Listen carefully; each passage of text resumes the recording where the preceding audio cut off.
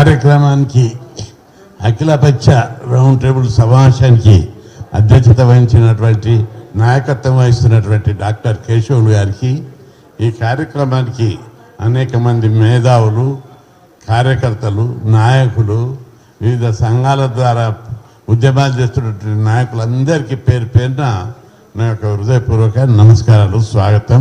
ప్రత్యేకంగా ప్రొఫెసర్ ప్రభంజన్, ప్రత్యేకంగా రెండవది advocates association president Srinivas Yadav, Telangana BC సంక్షేమ సంఘం అధ్యక్షుడు ఎర్ర సత్యనారాయణ, బోయా హక్కుల పోరాట కమిటీ గోపి గారికి, ఇంకా మిగతా వాళ్ళందరికీ పేరు పేరున నా యొక్క నమస్కారాలు. మంచి సబ్జెక్టు మీద డాక్టర్ కేశవులు గారు ఉత్సాహంతో ఈ కార్యక్రమాలు ఏర్పాటు చేసినందుకు అభినందిస్తున్నా.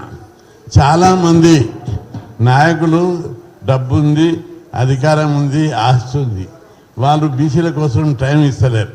కానీ డాక్టర్ కేశవులు తన ప్రొఫెషన్ కూడా ఈరోజు వదిలిపెట్టి ఎంతో అమూల్యమైనటువంటి వృత్తి అది పక్కకి పెట్టి, నా జాతిలో ఈ కులంలో పుట్టిన ఈ కులం హక్కుల కోసం పోరాడాలని అంకిత భావంతో కార్యక్రమం ఏర్పాటు చేసి భావజాలాన్ని, ఉద్యమ స్ఫూర్తిని మన కులాల్లో కలగజేస్తున్నందుకు నేను ప్రత్యేకంగా ఆయనను అభినందిస్తున్నాను. ఈ దేశంలో స్వతంత్రం వచ్చి 76 ఏళ్ళు అయింది.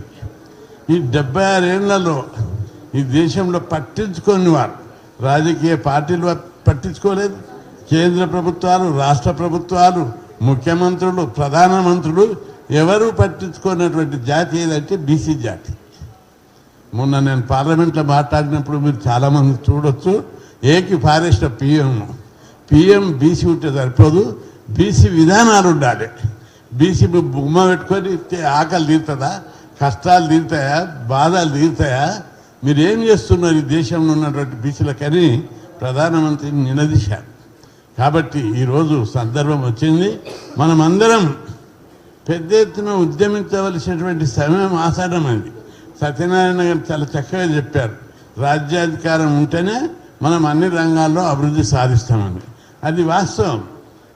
ఇదే సందర్భంలో మన ఉద్యమం 50 ఏళ్ళ కింద స్టార్ట్ అయింది. అప్పటి నుంచి కూడా ఒక ఎజెండాతో ఉద్యమం చేస్తున్నాం. ఏదో అలాంటి తప్ప ఉద్యమం కాదు, లేదా రాజకీయ పదవుల కోసం ఉద్యమం కాదు. కేవలం మన కులాలు చదువుకోవాలి, చదువుకుంటే వాళ్ళను పట్టి పీడిస్తున్న అజ్ఞానం, అమాయకత్వం, పేదరికం, విముక్తి విద్య ద్వారానే ఈ సమాజంలో సమూలమైన మార్పు వస్తుంది. విద్య ద్వారానే బలహీన వర్గాలకు న్యాయం జరుగుతుంది, అభివృద్ధి, వికాసం జరుగుతుంది. తద్వారా సమాజంలో ఈ ప్రజాస్వామ్యంలో మనకు రావాల్సిన వాటా గురించి పోరాడతారని మొదట 50 ఏళ్ల కింద సమాజంలో మన బీసీలు చదువుకునే స్థితులు లేరు. అందుకోసం హాస్టళ్ళు పెట్టాలి, స్కాలర్షిప్లు ఇవ్వాలి, ఫీజులు మాఫీ చేయాలి.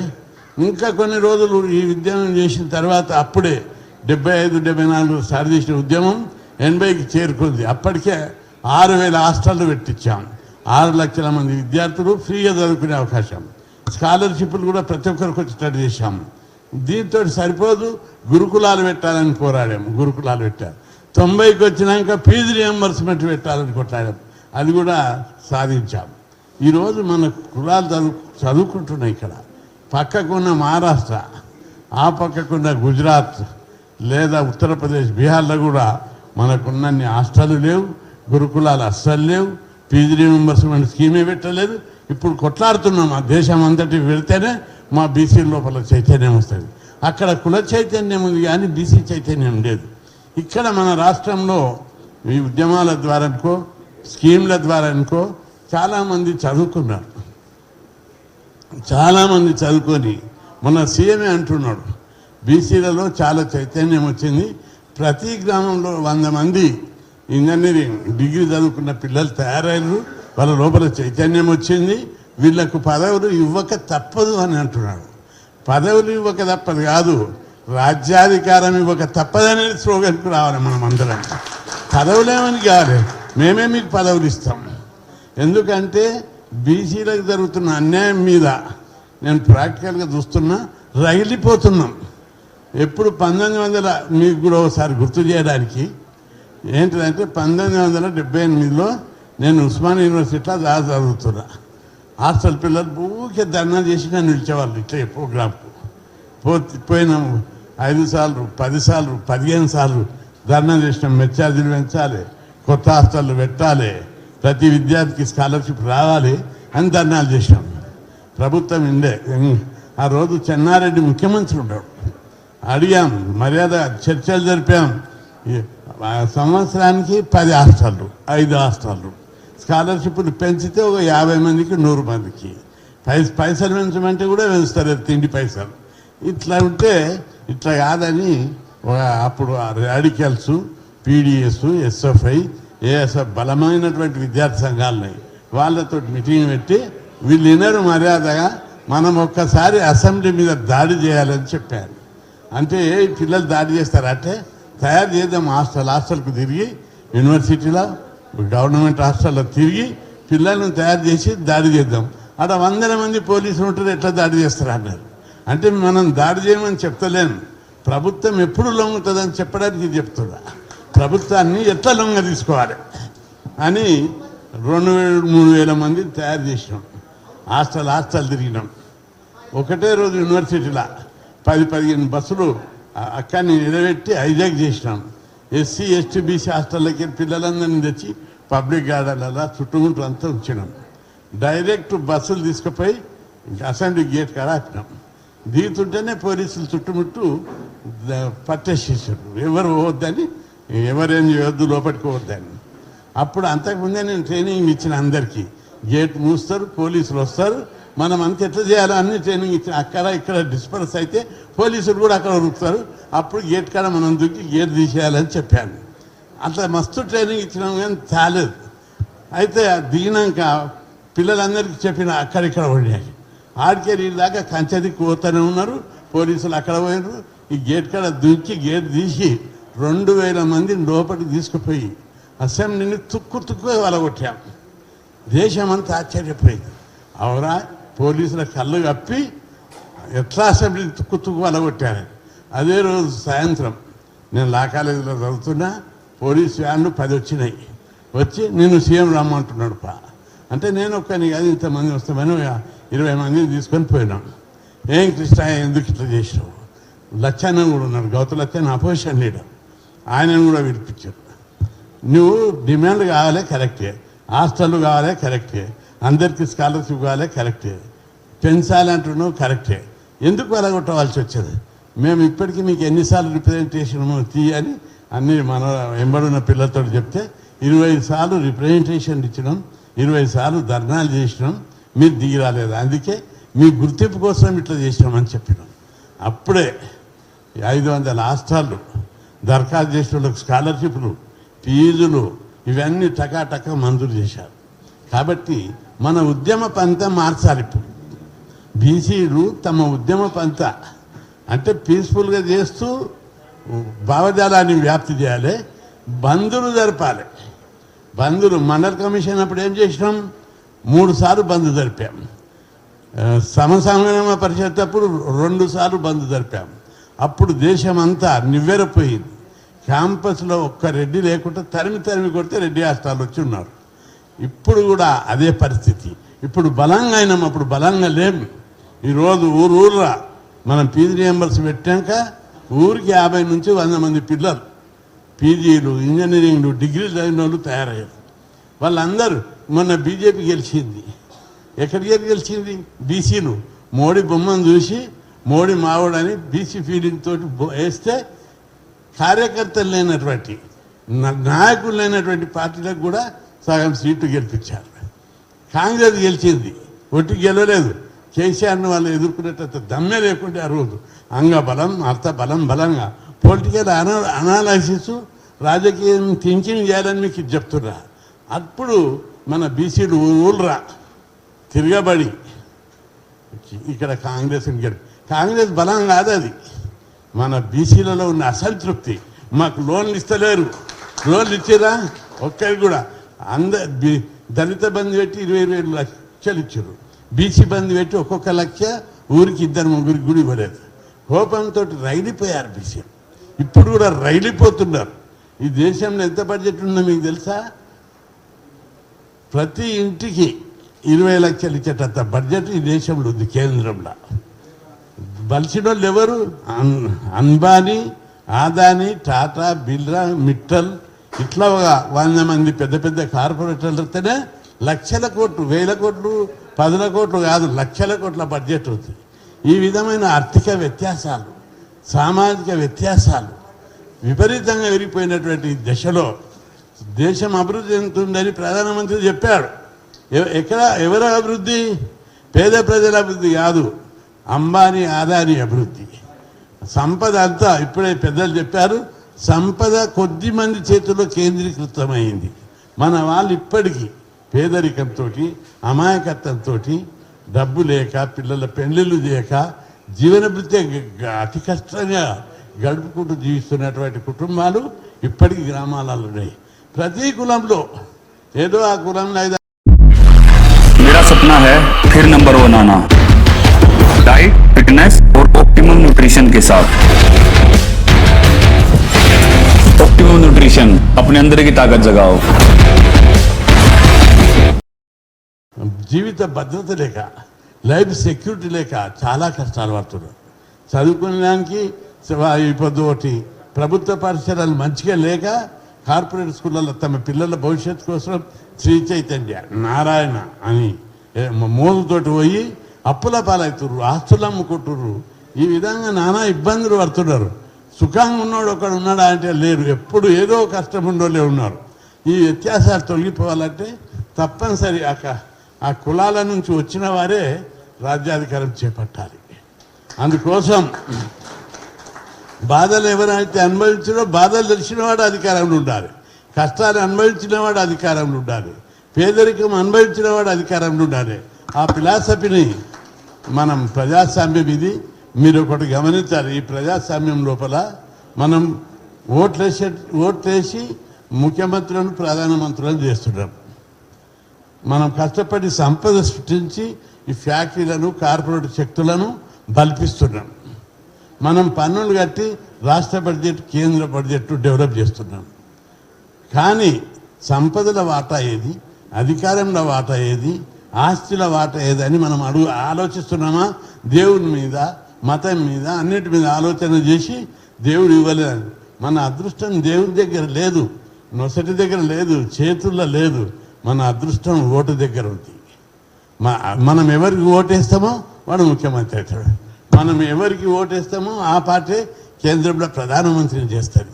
ఈ విషయాన్ని మన కులాలకు చెప్పాలి. మనం ఓటు అంటే తెల్ల కాగితం కాదు, ఓటు అంటే కంప్యూటర్ బటన్ కాదు, ఓటు అంటే ప్రధానమంత్రి, ఓటు అంటే ముఖ్యమంత్రి, ఓటు అంటే మన పిల్లల భవిష్యత్తు, మన భవిష్యత్తు అని మనం అందరం చెప్పుకున్న రోజు, అది తెరిపించి కళ్ళు తెరిచి వాళ్ళకు ఓటు విలువ చెప్పిన రోజు అధికారం మన చేతుల్లోకి వస్తుంది. అప్పుడే మనకు డబ్బులు వస్తాయి, ఉపాధి పథకాలు వస్తాయి, మన పిల్లలకు చదువు వస్తుంది, మన పిల్లలకు ఉద్యోగాలు వస్తాయి. అది వచ్చిన రోజే మన కులాలు అభివృద్ధి చేస్తాయి. ఈ బడ్జెట్ సంపద మీకు ఒకటి చెప్తా. కేంద్రంలో ఎంత బడ్జెట్ ఉంది తెలుసా? 47 లక్షల కోట్ల బడ్జెట్ ఉంది. నేను 4 ఏళ్ల నుంచి కొట్లాడుతున్నా. మాకు 2 లక్షల కోట్లు కేటాయించు, కనీసం పిల్లలకి స్కాలర్షిప్లు, ఫీజు రియంబర్స్మెంట్, హాస్టల్ బిల్డింగ్లు లేవు, గురుకులాలకు బిల్డింగ్ లేవు, అద్దె ఇళ్ళల్లో ఉన్నారు, పిల్లలు నానా కష్టాలు పడుతున్నారు.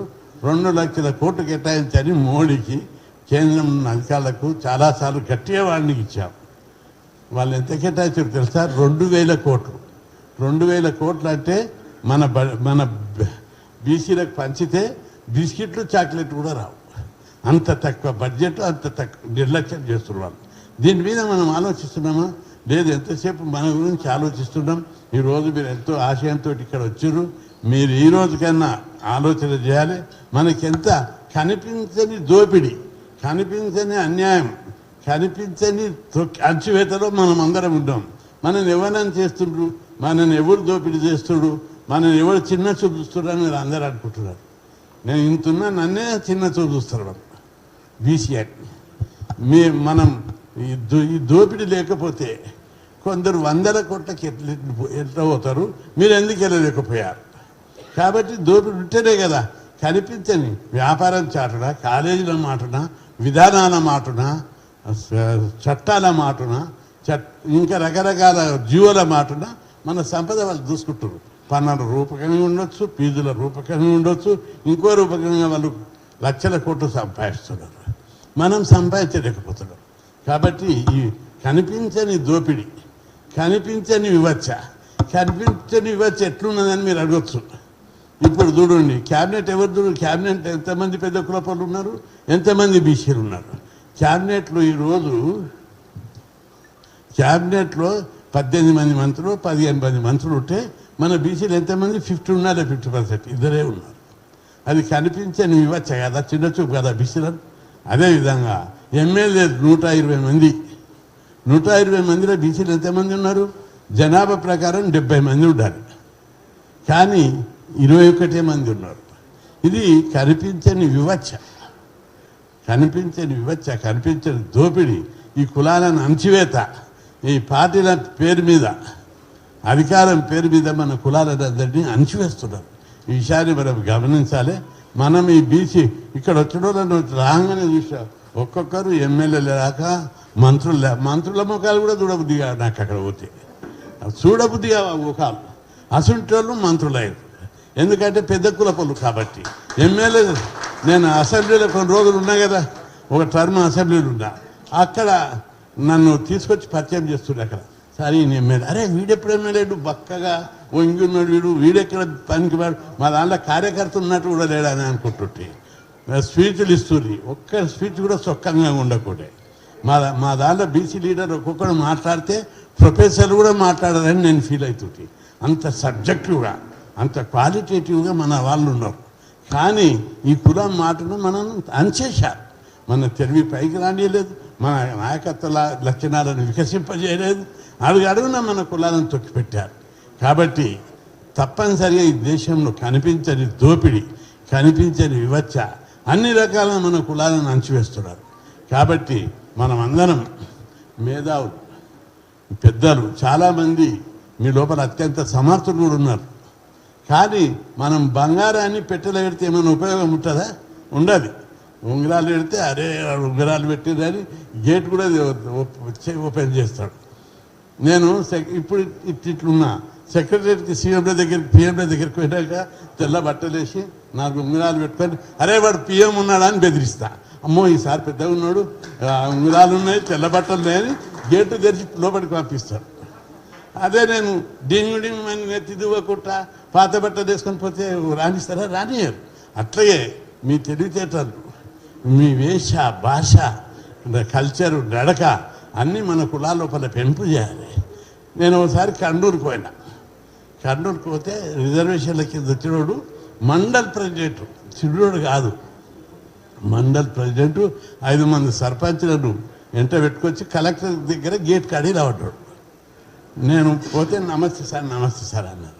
ఏంటి అంటే మండల్ ప్రెసిడెంట్, వీళ్ళు సర్పంచ్లు అని పరిచయం చేశారు. మరి ఈడిన వాడు మండల్ ప్రెసిడెంట్ కలెక్టర్కు డైరెక్ట్ పోవాలని నేను పోతుంటే వాళ్ళందరూ గేట్లు తెరిచారు. రమ్మని వీళ్ళని తీసుకుపోయినా, పోయి మాట్లాడిపించి వాళ్ళ ప్రాబ్లం సాల్వ్ చేసినాక వచ్చిన. నువ్వు ఈ నల్ల బట్టలు వేసుకొని నూనె ముఖం పెట్టుకొని దువ్వుకోకుండా పౌడర్ వేసుకోకుండా ఇట్లా వస్తే నేను ఎవడిస్తాడు? వేష, భాష అన్నీ మార్చుకోవాలి. ఆ రెడ్డి దొర చూడు లోపల పెట్టేలాగలా కూర్చున్నాడు, వాని తెల్లబట్టలే ఉన్నాయి, వానికి ఏమైనా పదే ఉందా? లేదు. కాబట్టి మీరందరూ వేష, భాష, నాయకత్వ లక్షణాలను పెంచుకోవాలి అని వాళ్ళందరికీ చెప్పారు. మన దాంట్లో కూడా మన కుల సంఘాల మీటింగ్లు పెడితే మనకి ఇంకోటి కూడా లోపం ఉంది. నేను మొన్న పార్లమెంట్లో మాట్లాడినప్పుడు మీరు చూడొచ్చు, కేంద్ర ప్రభుత్వము 16 లక్షల కోట్ల బడ్జెట్ ఈ పెద్దోళ్ళందరికీ మ్యాప్ చేసాడు. ఇవన్నీ తీసిన లెక్క తీస్తే మొత్తం అగ్రకులాలు, మా బీసీలు ఎవరైనా ఉన్నారా అని లేకపోతే లేవు.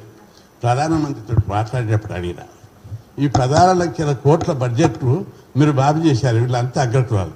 మా బీసీలకు ఏమన్నా, మా బీసీలకు చదువుకునేకే స్కాలర్షిప్లు ఇవ్వవు, ఫీజు రియంబర్స్మెంట్ లేదు. చివరికి నేను చెప్పిన హైదరాబాద్లో మేము కొట్లాడి కాలేజ్ హాస్టళ్ళు, గురుకులాలు పెట్టించినాం. 330 గురుకులాలకు ఒక్కదానికి సొంత బిల్డింగ్ లేదు. 290 కాలేజ్ హాస్టళ్ళు ఉన్నాయి హైదరాబాద్తో సహా తెలంగాణలో, ఒక్కదానికి కూడా సొంత బిల్డింగ్ లేదు. కలెక్టరేట్ కట్టారు, హాస్పిటల్ కట్టారు, ముఖ్యమంత్రి ఆఫీసులు కట్టారు, ఫ్లైఓవర్లు, స్కై ఓవర్లు కట్టారు. దొరల కాలు వడికే మీరు మాదాపూర్ కొండపూర్ చూడాలి ఎట్లా ఉన్నాయో అవన్నీ. అదేవిధంగా కొండాపూర్ ఏరియాలో మనం పోతుంటే కనిపించింది, వాన పడుతుంది, వాకింగ్ ట్రాక్ ఏర్పాటు చేశారు. వాకింగ్ ట్రాక్ ఎంత దూరం అంది అంటే కారు తీసుకొని పోయినా 15 కిలోమీటర్ల వాకింగ్ ట్రాక్ అంటే దొరలు నడిచేటందుకు ఫ్లైఓవర్లు ఉంటుంది, కాలువ నీటందుకు స్కై ఓవర్లు ఉంటాయి, వాళ్ళు నడవడానికి వానవర్తం నడవడానికి అది ఉంటుంది, వాకింగ్ ట్రాక్ ఉంటుంది. మన కాలేజ్ పిల్లలు ఇంజనీరింగ్ చదివేటోళ్ళు, మెడిసిన్ చదివేటోళ్ళు, డాక్టర్ చదివేటోళ్ళు వాళ్ళు ఒక్కొక్క రూమ్ 20 మంది, ఒకని కాలకాల ఒకడు పడుతున్నాడు. ఎట్లా చదువుకోవాలి? తిండి చక్కగా లేదు, ఉండు చక్కగా లేదు, బాత్రూమ్లు చక్కగా లేవు. వాళ్ళు మనిషి ఎట్లా అభివృద్ధి చెందుతారని మనం అడిగిన గవర్నమెంట్ నోరు తెరలేదు. మంత్రి వస్తాడేమని చూసినా రాలేదు. కాబట్టి మంత్రి కమిట్మెంట్ ఉన్న మంత్రి, ఆయన వస్తే బాగుండేది. తప్పనిసరి మన పిల్లలను చదువుకునే పిల్లలకు తిండి పెట్టరు, ఉండడానికి వసతి లేదు. ఈ దొరల కాలువకి ఫ్లైఓవర్లు, స్కై ఓవర్లు, వాకింగ్ ట్రాక్లకు ఎంత అమౌంట్ అయితే కోట్ల రూపాయలు, వాళ్ళ రోడ్లకు కోట్ల రూపాయలు. మన పిల్లలు చదువుకునే పిల్లలకు బిల్డింగ్ కట్టరా? ఈ దొంగల ప్రభుత్వం కాదు ఇది. ఎందుకు కట్టలేకపోతున్నారు? మన కులాల పిల్లలు ఒక సొంత బిల్డింగ్, మామూలు బిల్డింగ్ కూడా కట్టలేదు, ఒక్కటి కూడా కట్టలేదు. 300 కాలేజ్ హాస్టల్ ఉంటే ఒక్కదానికి కట్టరా మీరు? ఈ స్థలాలు లేవా? మీరు అంతా కబ్జాలు. మొన్న బీసీ స్టడీ సర్కిల్ మంజూరు చేయించడం అప్పుడు 20 ఏళ్ళ కింద, ఇంతవరకు దానికి బిల్డింగ్ కట్టలేరు. 3 సార్లు స్థలాలు అనౌన్స్ చేశారు. ఆఫీసర్లు దొంగలు ఆ స్థలాలను అమ్ముకుంటున్నారు. కుమ్మక్కైతుడు ఎవడో కేసు అయిందే మనతో లాలించబడి కోటి రూపాయలు తీసుకొని కథం కేసు వీగిపోతుంది. ఈ విధంగా మన కులాలకు చాలా మీరు ప్రాక్టికల్గా చూస్తే ఎంత అన్యాయం జరుగుతుంది మీరు చూడాలి. కాబట్టి ఇవన్నీ చూస్తే రైడిపోతుంది మనసు. నా జాతికి ఎంత అన్యాయం జరుగుతుంది అనేది రైడిపోతుంది.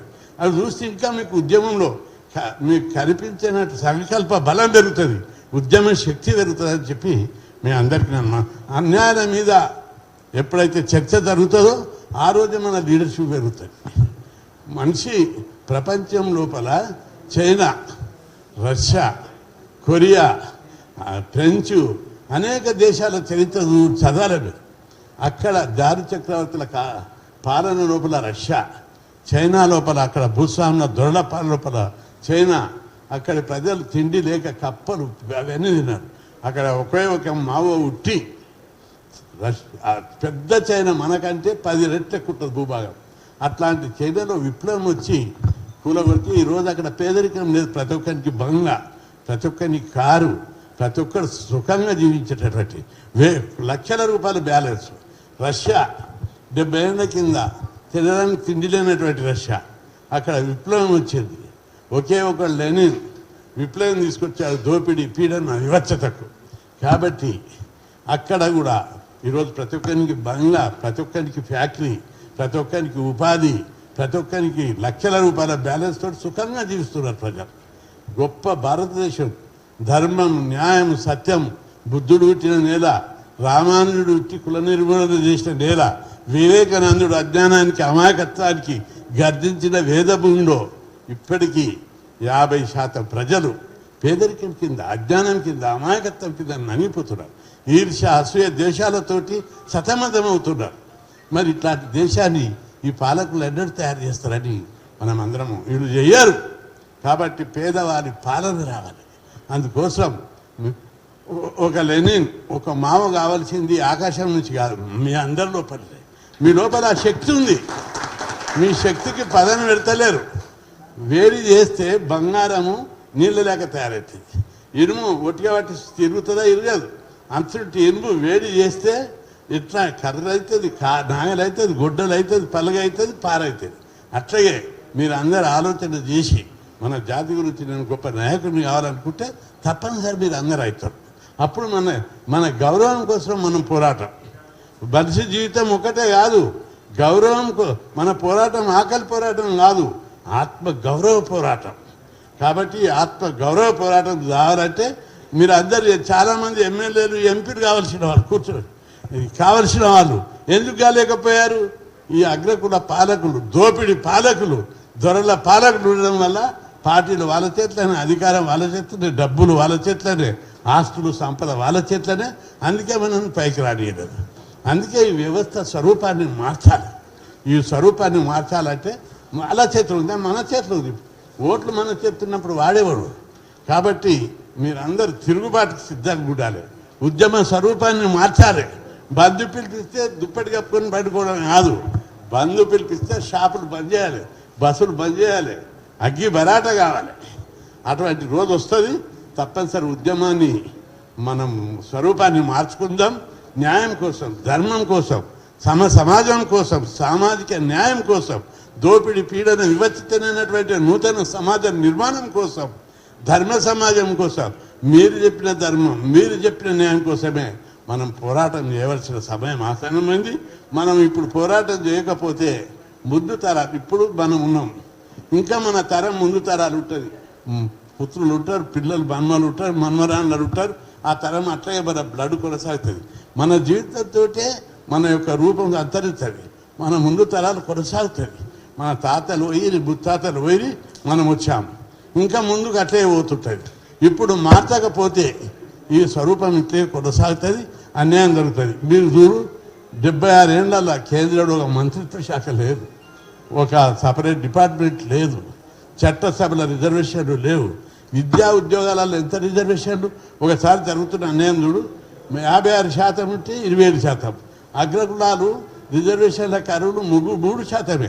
3% ఉంటే వాళ్ళకి 10% పెట్టారు. కటాఫ్ తెలుసా మీకు? మొన్న సివిల్ రిజల్ట్ వచ్చింది. ఎస్సీలకు 75 కాడు ఉన్నది, ఎస్టీలకు 70 కాడు ఉంది, బీసీలకు 78 కాడు ఉంది.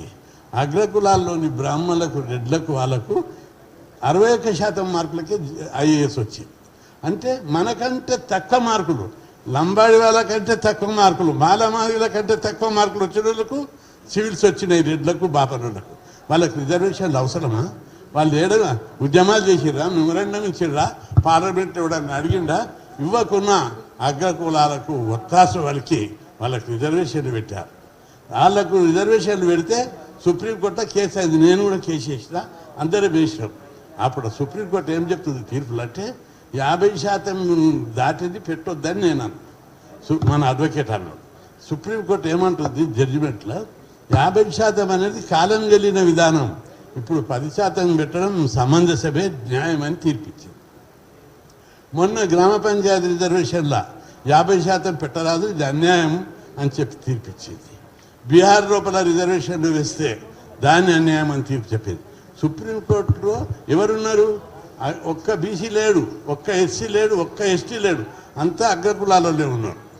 ఇప్పటి వరకు సుప్రీంకోర్టులో ఈ 76 ఏళ్ళలో ఒక్కసారి కూడా బీసీలు జడ్జీలు కాలేదు, సుప్రీంకోర్టు జడ్జీలు కాలేదు. ఇంత అన్యాయం జరుగుతుంటే మనం అందరం ప్రేక్షక పాత్ర కాదు, మన లోపల పౌరుషం రావాలి, ఎదురు తిరగాలి. ఎవడేం చేయడు, మన జనాభా ఉన్నది. మీరు అందరు చూడండి, ప్రజల తిరుగుబాటుకు సిద్ధంగా తయారవుతారు. నేను ఏడ మీటింగ్ పెట్టిన అందరు అంటారు, కృష్ణన్న నువ్వు ఇంకా ఉద్యోగాలు కావాలని, హాస్టల్ కావాలి, గురుకులాలు పెట్టాలి, ఫీజు రియంబర్స్మెంట్ ఇవ్వాలని కొట్లాడతావేమన్నా?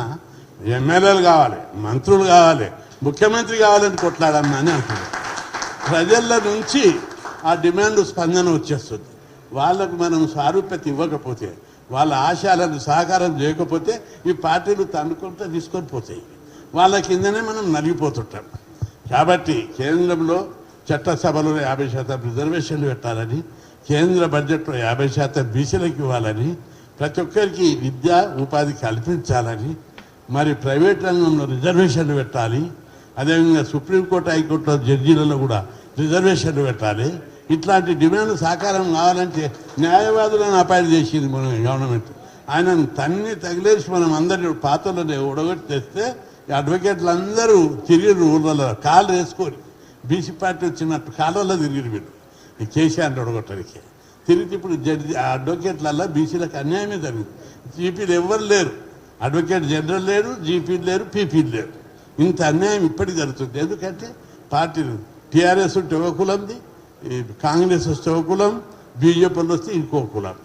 కాబట్టి మనం అందరం, మీరు అందరూ ప్రతి ఒక్కరు ఓటు కులాన్ని చూసి ఓటేసే విధంగా మన ప్రజలను చైతన్యం చేయడం, నాయకులను తయారు చేసుకోవడం, మన డిమాండ్ల మీద సమాజాన్ని స్ఫూర్తి కలిగించి ఉద్యమ పోరాట పంతగా తీసుకుపోవడం మనం చేయాలని ఇట్లాంటి ప్రోగ్రాంలను డాక్టర్ కేశవ్కు ఇట్లాంటి సంకల్ప బలాన్ని అనేక ప్రోగ్రాంలు పెట్టి ప్రజల లోపల మన కులాలకు జరుగుతున్న అన్యాయం మీద ప్రజలకు వివరించి ఎడ్యుకేట్ చేసి ఉద్యమానికి సిద్ధం చేయాలని చెప్పి మనవి చేస్తూ మీకు అందరికీ కూడా మన కులాలకు సేవ చేసి వాళ్ళని తయారు చేయాలి, ఉద్యమం బీసీ ఉద్యమాన్ని పతాక స్థాయికి తీసుకుపోవాలని, తెలంగాణ ఉద్యమం ఏ విధంగా అయితే ఎగిరి పడ్డదో బీసీ ఉద్యమం కూడా అదే విధంగా ఎగిరిపడాలి.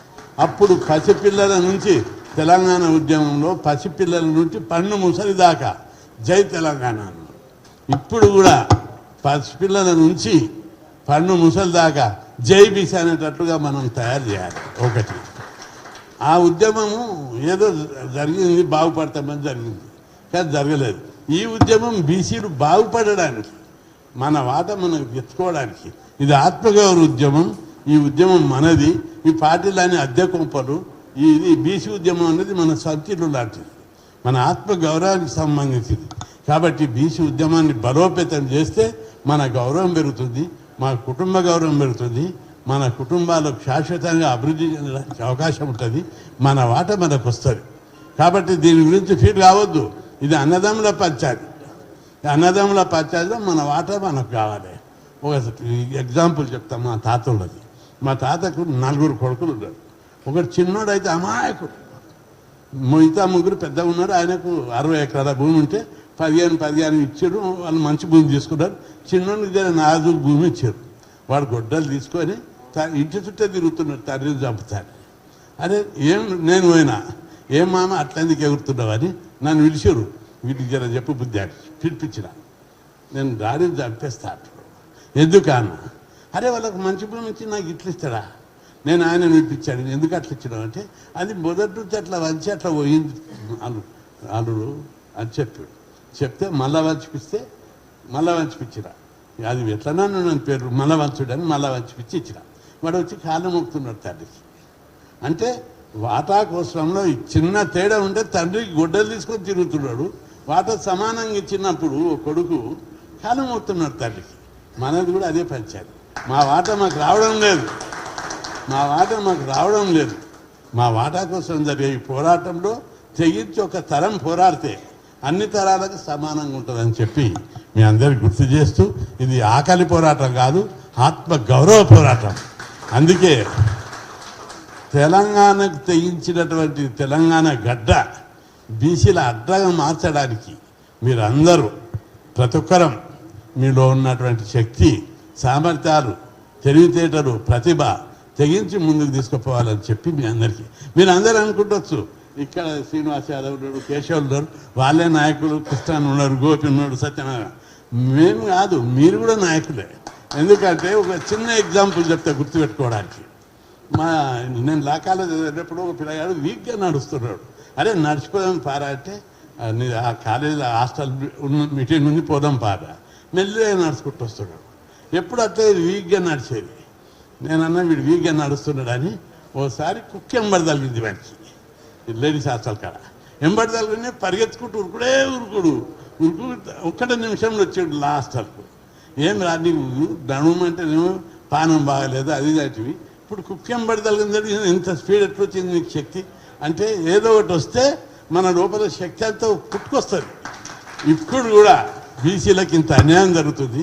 అధికారానికి దూరంగా, సంపదకు దూరంగా, అన్ని రకాలుగా మనం నెట్టేస్తుర్రు, అచ్చివేస్తుర్రు అనేది పుట్టుకొస్తే మీ లోపల శక్తి, సామర్థ్యము, సంకల్ప బలం ఉంటుంది.